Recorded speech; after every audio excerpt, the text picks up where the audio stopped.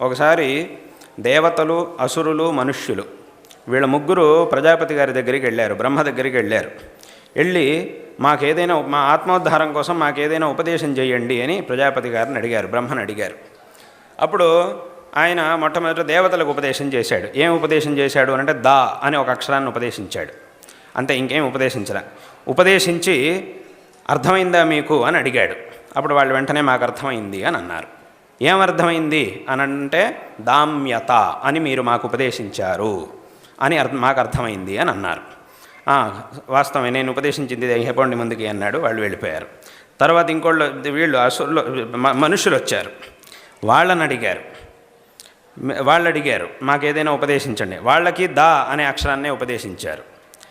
అర్థమైందా అని అడిగాడు. అర్థమైంది అన్నారు. ఏమర్థమైంది? దత్త. దత్త అంటే దేహి అనే దానికి బహువచనం, దాన్నే దత్త అని అనడం.